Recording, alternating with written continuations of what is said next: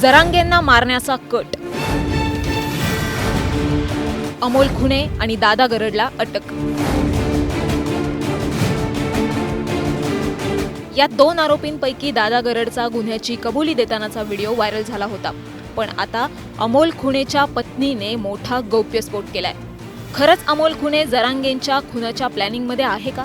अमोल खुणेची आई आणि पत्नी यांनी काय गौप्यस्फोट केलाय जाणून घेऊयात, व्हिडिओ शेवटपर्यंत बघा। जरांगेंच्या हत्येचा कट उघडकीस आला तेव्हा जालना पोलिसांनी अमोल खुणेलाही अटक केली। पण आता अमोल खुणेच्या पत्नीचा व्हिडिओ समोर आलाय। यात अमोलची बायको खूप रडलीये। ज्याच्या फोनमध्ये नुसते जरांगेंचे फोटो, जो जरांगेंचा कट्टर फॅन, ज्याचा जरांगेंवर सगळ्यात जास्त जीव, त्या माझ्या पतीला फसवलं गेल्याचं अमोल खुणेची पत्नी म्हणाली आहे। खरंच अमोल खुणेला फसवलं गेलं असेल का? काय गौप्यस्फोट केलाय त्याच्या पत्नीने आणि आईने? माझी काहीच मागणी नाही। पहिल्यापासून ह्यांनी जरांगे पाटलाची साथ दिली। ह्यांनी हे आरोप खोटे आहेत हे सगळे, ते मनात बी नव्हतं, पण एखाद्या वेळेस पाजून ते करून झालं असं। पहिल्यापासून जरांगे पाटलाची साथ दिली, पहिल्यापासून एकदम बैलगाडी ओढीत नेली। ह्यांनी कधीच साथ नाही सोडली। आम्ही जेलमध्ये होतो त्यावेळेस म्हणायचे जरांगे पाटलाला काही बोलू नका, काही बोलू नका। ह्या पिऊन पाजून त्यांची पिण्याचा ना त्यांना पाजून महिनाभर असं नुसतं दारू पाजित होते। महिन्यात त्यांना असं भंग करून टाकलं, घरच्याची मया नाही ठेवली, कधी कुणाचं ऐकून नाही दिलं। तसं कधीच मनात नव्हतं, पण आता दारू पाजून एखाद्या वेळेस शब्द चुकत असते त्याची मी काय गॅरंटी देऊ, पण त्यांच्या मनात तसं कधीच नव्हतं।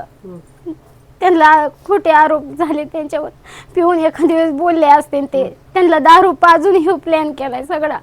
हे जरांगे पाटलाला कधीच सोडित नाही। तर इथं घरी पण ते पूजा करते, तर त्यांच्या मोबाईल मध्ये बघा फोटो त्यांचेच, स्टेटसला फोटो पण त्यांचेच। माझ्या मुलाला पण पाटलाचं नाद बघा, आमच्या कपाटाला पण फोटो त्यांचाच, सगळ्या जीवनात फोटो त्यांचा। पहिल्यापासूनचे मेन कार्यकर्ते हेच इथं ह्यांचा प्लॅन केलाय। माझ्या नवऱ्याला ही शिक्षा आहे ही सगळी, आणि त्यांचं काही जर हे झालं तर आम्ही पण जगू शकणार नाहीत, आम्ही पण गळफास लावून मरणार आहे। मी माझा मुलगा दोघं पण, आणि त्यांची आई पण मरत। आम्ही हे आमचं सिद्ध करत होतं, आणि आमच्या घरी रुपये पण आणलं नाही। आमचं घर बघा, मी रोज कष्ट करते, रोज मंजुरीला जाते। मुलावर माझा आरोपच केलाय असं। ते सर्व त्याचं सर्व जरांगे पाटलाच आहे सगळं।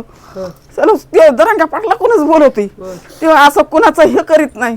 गाडी बायला सगळं त्यांनी वडीत नेलं। एवढा एवढा मुलगा होता त्याचा तवा, तेव्हापासून ते जरांगे पाटला संघच आहे। 4 वर्ष जेल भोगीला, बेडी घातली, सुपारी नाही घेतली, काय नाही माझ्या मुलांनी।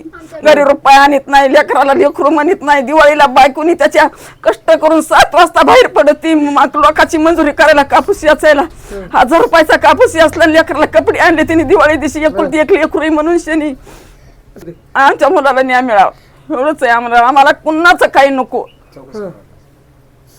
रुपयाची आशा नाही, फक्त माझा मुलगा सुखासुखी हे ठेवा त्यांनी।